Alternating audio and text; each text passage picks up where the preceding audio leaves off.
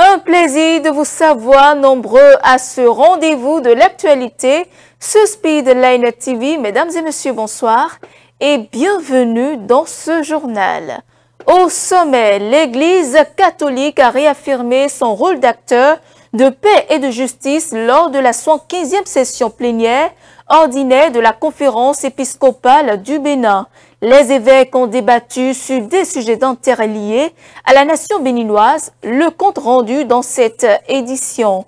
La Commission nationale de concertation, de consultation et de négociation collective a tenu sa première session ordinaire de l'année. Pendant 3 jours, représentants du gouvernement, du secteur privé et des partenaires sociaux ont planché sur plusieurs sujets pour l'amélioration des conditions de travail dans les secteurs publics et privés. Vous suivrez le résumé des échanges dans ce journal. À la page inter, au Sénégal, un 5e ancien ministre du gouvernement de Macky Sall a été inculpé pour corruption.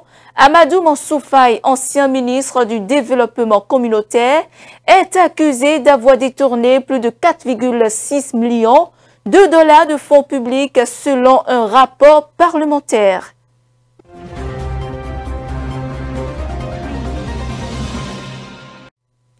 Merci de nous recevoir chez vous avec ce journal que nous démarrons par la session plénière ordinaire de la conférence épiscopale du Bénin qui a eu lieu du 21 au 23 mai 2025. Au cours de ces assises, les évêques béninois ont rendu grâce à Dieu pour l'élection du pape Léon XIV de même. Ils se sont penchés sur la situation sociopolitique du Bénin et l'insécurité dans le nord du pays. Suivons les précisions avec le père Nathanaël Soédé, aumônier national des cadres et personnalités politiques du Bénin. L'Église s'est intéressée aux échéances de 2026 parce que sa mission porte sur la paix sur la terre aux hommes et femmes de bonne volonté. C'est dans ce cadre-là que, lors de sa 75e session ordinaire de son assemblée plénière, les évêques du Bénin, réunis du 21 au 23 mai 2025 au Grand Séminaire de Tchavedi, ont adressé à la nation un communiqué final qui tient à 11 points. Les 3 derniers points, les points 9, 10 et 11, comme pour ramener l'attention de tous sur ce qui est capital pour la paix, a mis l'accent sur la précarité persistante pour une portion non négligeable de la population, malgré les efforts que fait le gouvernement. Et de souligner ensuite que cette situation nous invite tous à prendre en compte que ces effets portent sur l'affaiblissement, la déchirure du lien social, la fragilisation de la paix, et que nous devons alors tous prendre ça à cœur et œuvrer à tous les postes de responsabilité pour que la précarité persistante pour une partie non négligeable de la population soit vivement maîtrisée. Et de rappeler sur ce point, citant Raoul Folero, que nous avons le droit d'être heureux tout seul. Les élections de 2026, les évêques nous rappellent notre devoir à tous d'avoir à cœur ce qui est au cœur de notre vie et de la mission des dirigeants politiques comme la nôtre, œuvrer pour la paix, pour que les élections prochaines contribuent effectivement à la paix.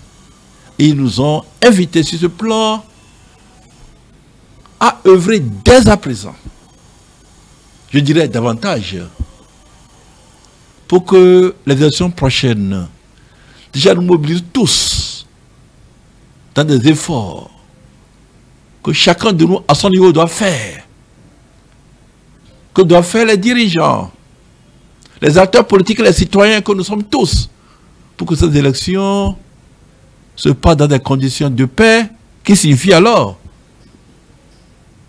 qu'elles sont inclusives, transparentes et pacifiques. Les évêques ont vivement exhorté les uns les autres à éviter des propos de haine, d'incitation à la division, à des conflits de tous ordres, et de maîtrise de soi pour éviter toute forme de manipulation, toute forme de pression qui ne contribuerait pas à ce que nous avons tous dans ce pays, des élections conviviales, parce qu'elles sont inclusives, transparentes et pacifiques. Un appel donc de lancer à tous pour dire que réellement, leurs préoccupations qu'ils ont déjà exprimées à travers un colloque sur le code électoral et la paix sociale, ainsi que sur des recommandations suite à ce colloque, est toujours la même. Elle n'est pas étrangère à celle de nous tous, celle des dirigeants comme des citoyens. La paix pour ce pays. La paix. Et œuvrer effectivement pour que réellement elle se fasse effective dès à présent. Autre information dans cette édition, la première session ordinaire de la Commission nationale de concertation, de consultation et de négociation collective s'est tenue du 22 au 23 mai 2025 à Cotonou. Elle a rassemblé des membres du gouvernement, les confédérations et centrales syndicales. Les discussions ont principalement porté sur l'examen des doléances formulées par ces organisations. Voici quelques acteurs des centrales syndicales nous fait le point des échanges. Avant le démarrage, les confédérations et centrales syndicales ont lu des lettres de protestation contre la violation des libertés syndicales que nous avons constatées et qui se traduit par l'encerclement de la bourse du travail, l'interdiction de manifestation des travailleurs et l'arrestation surtout des représentants syndicaux et des secrétaires généraux. Donc nous avons protesté contre ça et nous avons demandé même au gouvernement de prendre un engagement pour bannir ces violations parce que nous avons un creuset de négociation. Nous avons un creuset comme cette commission où nous pouvons échanger sur nos différends. Donc il ne s'agit pas d'utiliser un rapport de force pour attaquer l'autre alors que nous sommes des partenaires sociaux. Donc ça c'était au démarrage, mais je vous avoue que ça n'a pas joué sur l'ambiance des négociations. Nous avions 14 points de négociation, 14 points dont 7 pour le privé et 7 pour le public. Donc au cours de la première journée, nous avons abordé les 7 points du public.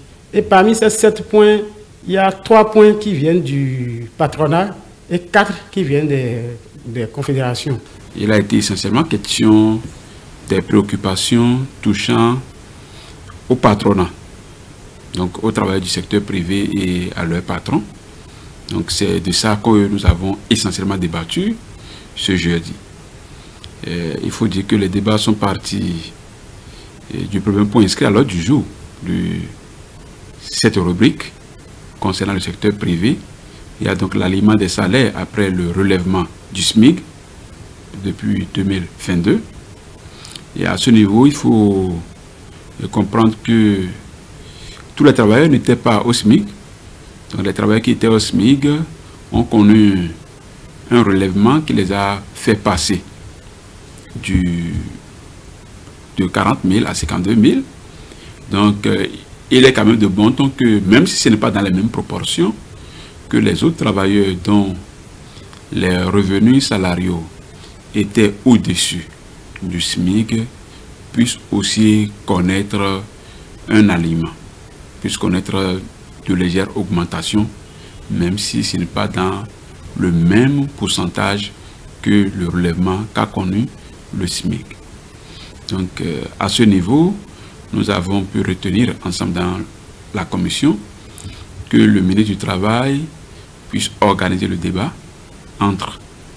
présider le débat entre le patronat, donc les patrons du secteur privé et les représentants des travailleurs que nous sommes, afin d'aboutir à une formule qui puisse permettre que les salaires puissent être améliorés, alignés, donc à la suite sur le SMIC, et que aussi cet alignement des salaires ne puisse pas créer des charges insupportables aux entreprises, parce que c'est aussi de ça qu'il s'agit.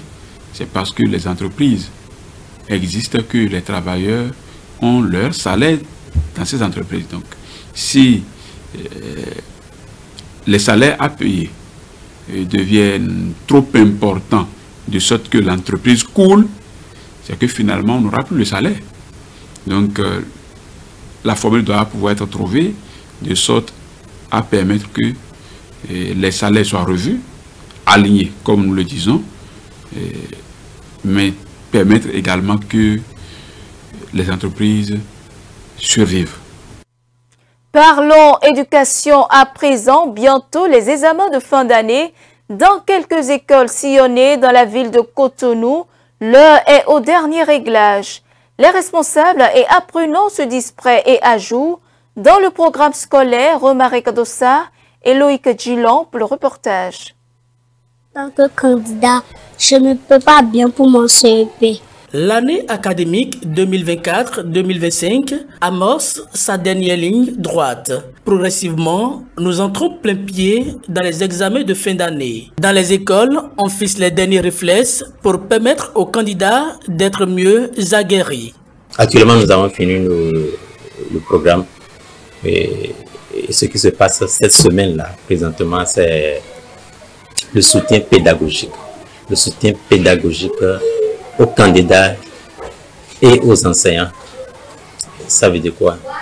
Le ministère nous a envoyé des cahiers d'activité. Dans ces cahiers d'activité-là, il y a des exercices précis, des activités pour les candidats à l'examen.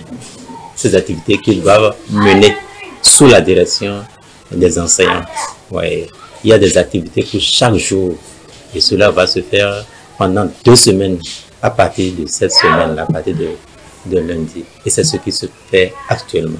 Ce n'est pas parce qu'on a fait le tirage au sort qu'on va commencer par courir à apprendre le grimper et l'endurance aux enfants. C'était déjà appris. Seulement qu'on va faire un retour sur les acquis, leur rappeler les techniques de grimper et de vitesse, le mode opératoire, c'est tout.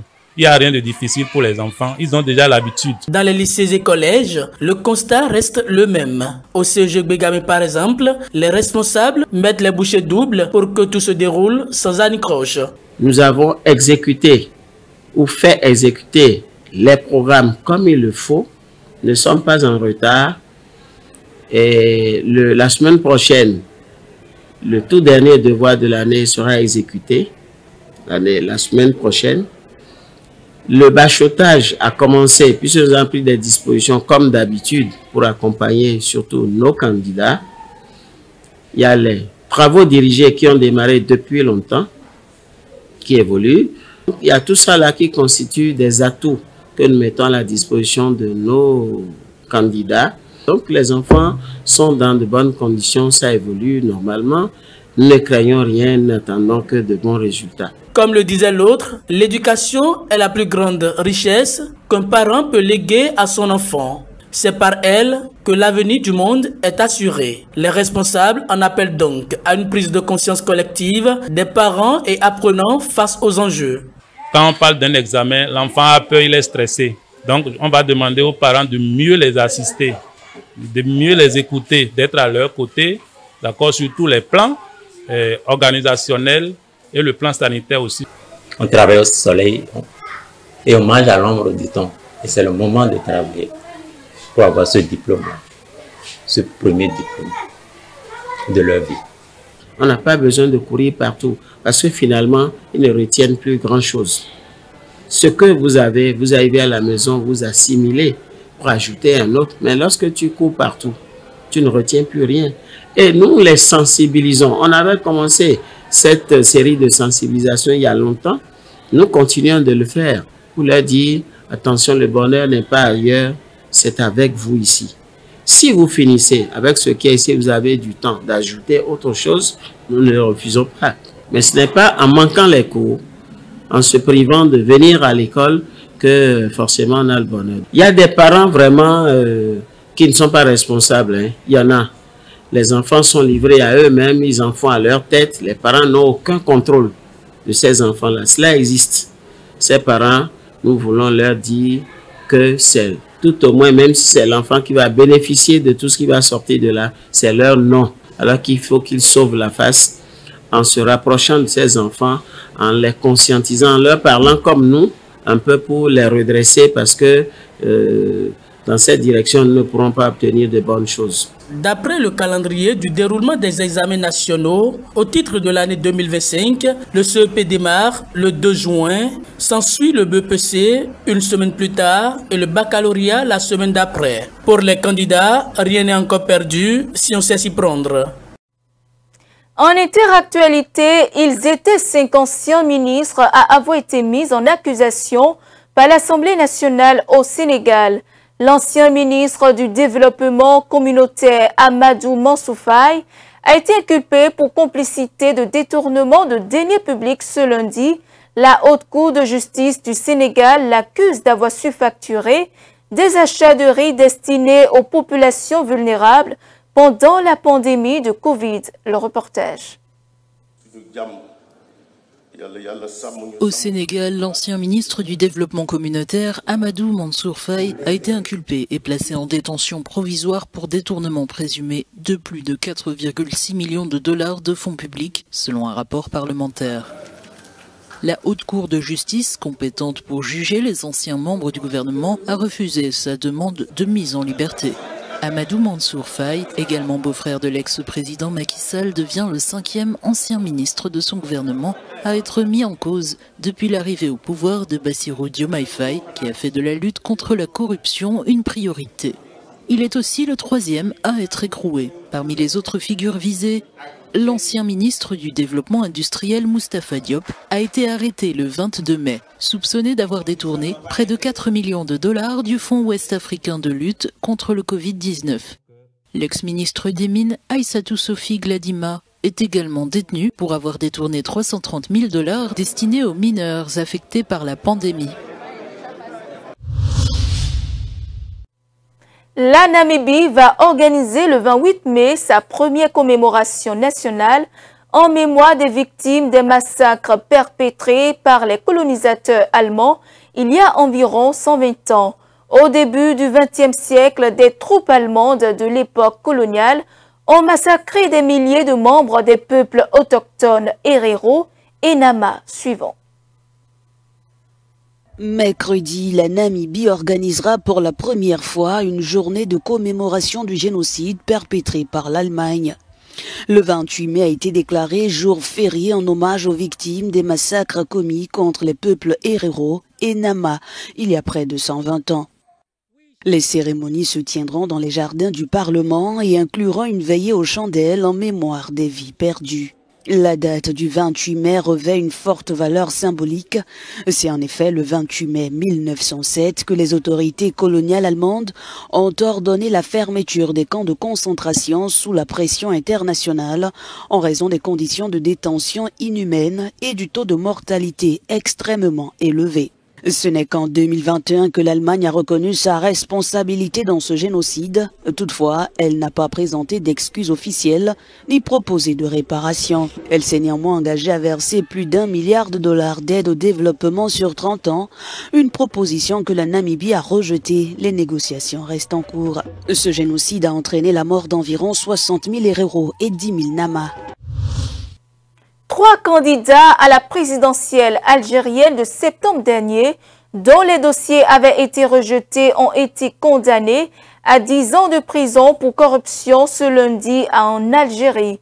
Reconnue coupable d'achat de parrainage, la femme d'affaires Saïda Negza, l'ancien ministre Belkacem Sali et le patron de laboratoire de produits vétérinaires Abdelhakim Hamadi ont également écopé d'une amende d'environ 6 700 €. Le reportage. Le parquet d'Alger a rendu ce lundi son verdict dans le scandale de corruption lors des dernières présidentielles. La femme d'affaires Saïda Negza, les anciens ministres Belkacem Sali et Abdelhakim Hamadi ont été condamnés à 10 ans de prison ferme et une amende d'1 million de dinars pour l'achat de parrainage. Dans la même affaire, quelques 70 autres accusés, dont 3 fils de Saïda Negza, ont écopé des peines allant de 5 à 8 ans de prison ferme. Parmi ces accusés figurent des élus locaux et des membres de l'organisation patronale CGEA. Les ex-prétendants à la présidentielle de 2024 étaient accusés d'avoir acheté des voix à hauteur de 800 dinars par signature. En août 2024, le parquet avait annoncé que plus de 50 élus auditionnés ont reconnu avoir reçu des montants allant de 20 000 à 30 000 dinars pour parrainer ceux-ci. Le pot rose découvert, ils n'iront pas aux élections et le président sortant, Abdelmadjid Tebboune, sera réélu. Les 3 aspirants à la présidentielle de 2024 restent libres et ont 10 jours pour faire appel. Une vidéo devenue virale a montré le président français recevoir une main au visage de la part de son épouse à leur arrivée à Hanoï au Vietnam. Le président de la République française a réfuté toute scène de ménage avec Brigitte Macron et assuré que le couple se chamaillait. C'est après moi. L'incident ne dure que quelques secondes, mais assez pour être immortalisé. L'épouse du président Macron semblant le pousser à leur arrivée au Vietnam alors que le chef de l'État français entame une tournée en Asie du Sud-Est depuis ce week-end. Un bref moment qui a rapidement fait les gros titres en France et ailleurs, suscitant un débat sur la question de savoir s'il s'agissait d'un signe de tension ou d'un simple comportement ludique. Puisque dans la foulée, en haut des escaliers, Brigitte Macron semble bouder son bras alors qu'ils descendent les marches côte à côte. Le président français a par la suite réagi à la séquence, affirmant que le couple plaisantait et il a jugé la réaction des médias exagérée. Son bureau a également minimisé le moment, le décrivant comme un échange privé sorti de son contexte et a mis en garde contre la propagation de récits trompeurs en ligne. C'est sur cette actualité que se referme ce journal. Merci de nous avoir suivis. Suivez-nous en continu sur speedlinetv.bj/live et sur nos différents canaux digitaux Facebook et YouTube.